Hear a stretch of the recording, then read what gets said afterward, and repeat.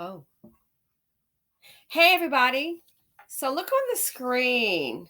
Um, and just hearing the statement, we all know how it goes down in Chi-Town and inner cities across the country. But listen to the statement and then we'll start the clip over fair use. And it just made me think, hearing this statement, is living in the BC could possibly lead to PTSD. So just check out the statement, what she says initially. Sense. Every day I hear somebody getting shot, killed or shot, a shot. It don't make sense. So you think about that. Every day you're hearing about somebody getting killed or shot.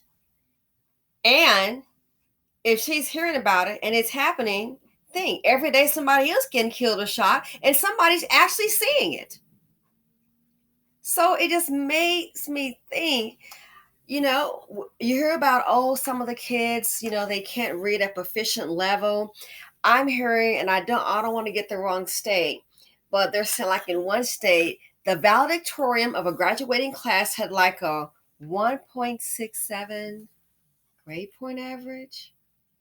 I think they said Detroit, but I'll double check to make sure. Don't hold my feet to the fire on that one. But it's crazy. So here's another example of what happens every day. Every day, this is what the children are subjected to and the adults. This is a normal happening, a normal occurrence. It's just violence. So it made me think, wow, you probably have a high rate of PTSD in the Black community. And this might explain why the children, I don't believe they're not capable of learning. I think sometimes they're just not an environment that is conducive to learning. You understand what I'm saying? And I think that's it. And you wonder why. Okay, what's going on? Imagine seeing the atrocities, not just hearing about it, but actually seeing it. What if you've seen somebody shot or you hear that? You might be wondering. A kid sitting there in the school in front of either in front of the laptop. You're thinking, okay, just concentrate. You have no idea what's on that kid's mind. That kid might be thinking, wow, today am I gonna get it? And when I go home do my homework in my room, will I get shot? And you wonder why the reading comprehension is at the level that it is. So it just makes me wonder if living in the BC can actually bring you PTSD. Let's go ahead and take a look at this clip. This just happened, I believe, today, within the last couple of hours. Here we go to the horrible violence show. Fair use. Check it. Rose is live at the 25th District Police Station with more on that. Julian. Mike, a wild scene in Chicago's Austin neighborhood. 4 men getting out of a pair of vehicles and opening fire on a family as they were inside their home. That family, according to police, returning fire. By the time this violent incident was over, 1 man was dead. Somebody came up. We hit 2 cars, a black Charger, a turquoise Charger, and came over and shot my mama's house up. Veronica Jones says her mother's house got shot up near Mason and Division. And to make matters worse, Jones fearing the gunmen were targeting children in the home. But fortunately, no reports of any injuries to kids in this morning's harrowing incident. Shooting from the building. So far, looking out the windows on the second floor, we got a red shirt, black male. Reports of a man shooting from a building. The gunfire, according to Chicago police, in response to 4 gunmen who appear to have mounted an organized assault on the home, frightening nearby residents like this woman who asked us not to use her name. It don't make sense. Every day I hear somebody getting shot, killed or shot, a shot. It don't make sense. CPD's 25th District tactical officers responding quickly to the gun battle, with paramedics racing into this volatile scene to rescue victims. There's a citizen down on the ground. We got a person shot down on the ground.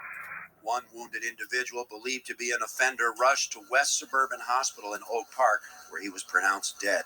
2 victims from the house were taken to nearby hospitals as well. A 3rd victim said to have driven himself to the emergency room.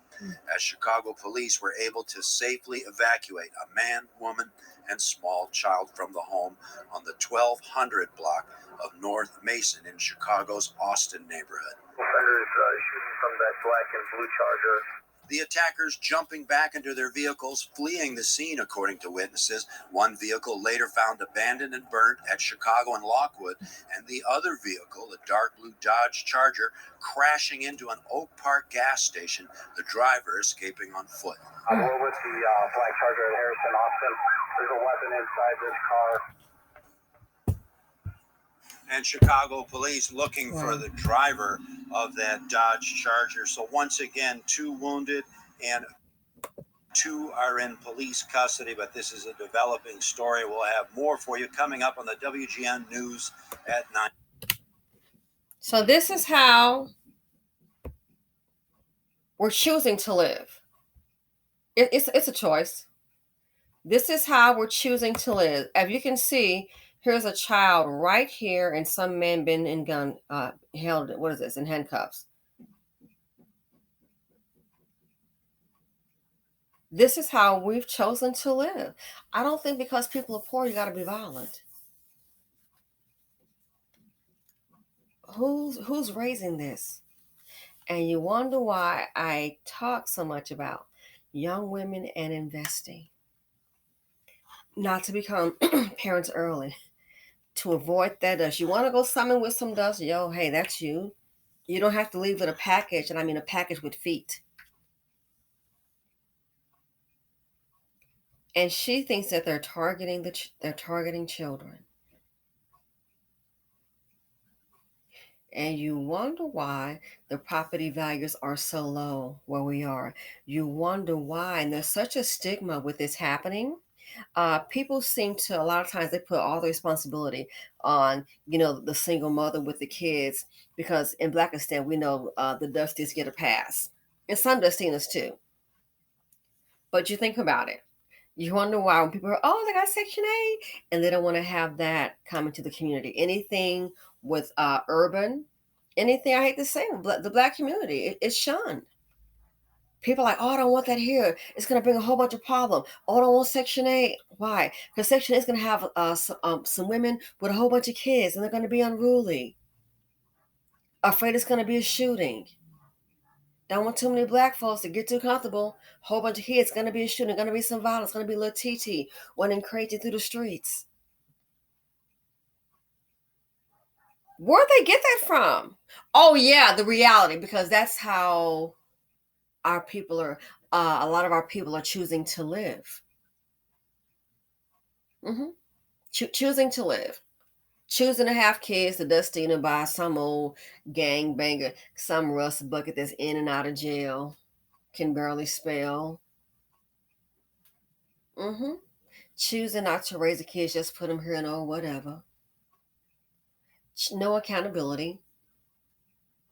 Why children can't read? I hate to tell you this, and some might get mad.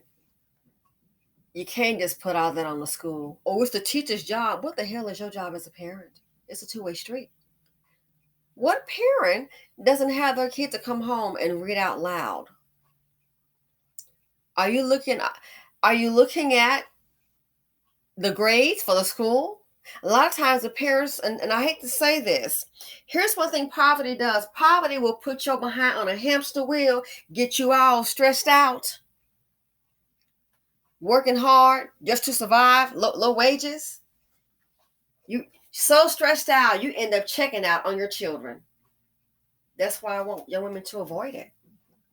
So stressed out, you just checked out. Just get out of here, get out of school, and get out of my hair.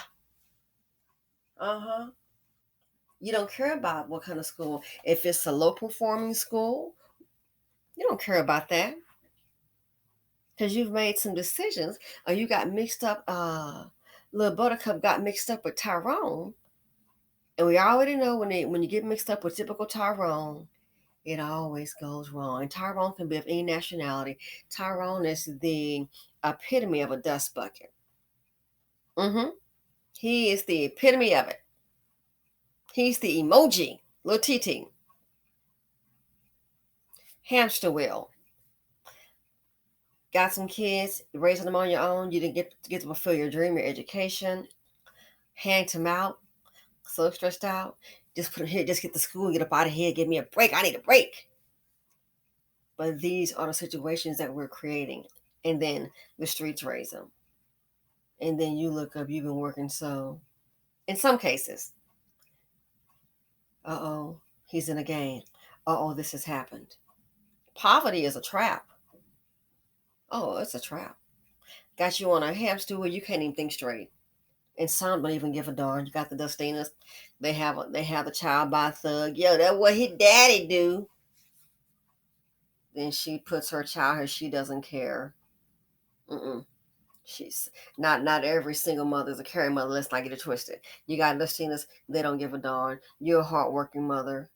Your child interacts with the trash from Dusty and Dustina. Next thing you know, violence, anger, no home training. At this point, it's like don't even know how to live like people, human beings. But this is every day. And I'm going to say this in closing. These right here, they're going to always have a job. You want to talk about that white man, he keep me down. And racism does exist for the few that believe it doesn't.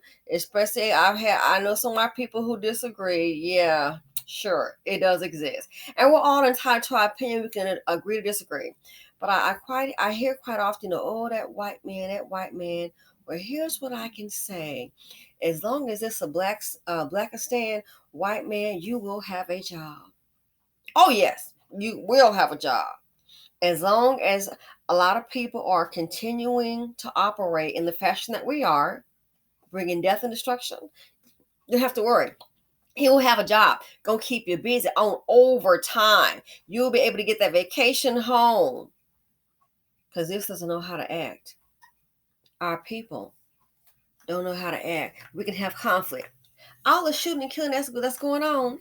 What the hell is it for? It's not like we live in a life like on Billions, or I'm trying to overtake your company. Some street corner crap. You don't own jack. Oh, it's some street cred. And when this man shows up and says, "Get off the street," you will do what he says to do and get your behind off the street. When this right here tell you to move along, you're gonna move along. So let's stop and think about it. All the killing that's going on, what the hell have you accomplished? Besides, you don't know how to live like people, live like animals. What have you accomplished?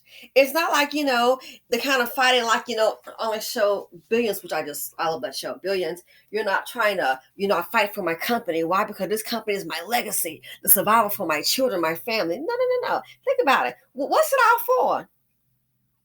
A quick lick, a gold chain, go sell it, kill somebody, go do some drugs and all that. You're not stealing change to feed your family because the government's doing that. And the few family members that are working. That's why black money is taxed so hard. One decent person with a check, and there's too many other Negroes hands on deck. I told a girl that's your problem. I told her, I said, you got one paycheck, and there's too many other Negroes on deck. These are no-grow Negroes. What are they doing all day? I don't want to hear about a felony. Get your behind to sell some books online, a clothing store. People are going on, what is this thing called, the store called Goodwill, putting stuff online. You have no idea. Most of the stuff you're buying on eBay is coming out of a Goodwill store. And sometimes it's not the store. They got what's called a clearance thing, and it's some stuff in bins. Check it out on YouTube. Got people going around, good neighborhoods, whatever, brush day, picking up items on the side of the road. What is this, Craigslist, Curb Alert, and selling those items online or going to a swap meet. What's the excuse? So I said, that's why you can't get anywhere and you're frustrated. You're making the money, but you got too many no-grow Negroes on your payroll. Too many no-grow Negroes on your payroll, and now you stress the hell out. Job, and you ought to have some money. I can't see nobody sitting up here making six figures, even if it's just, what if you're doing something decent, 75 or 80, and most don't make that, and you sitting up here broke all the time.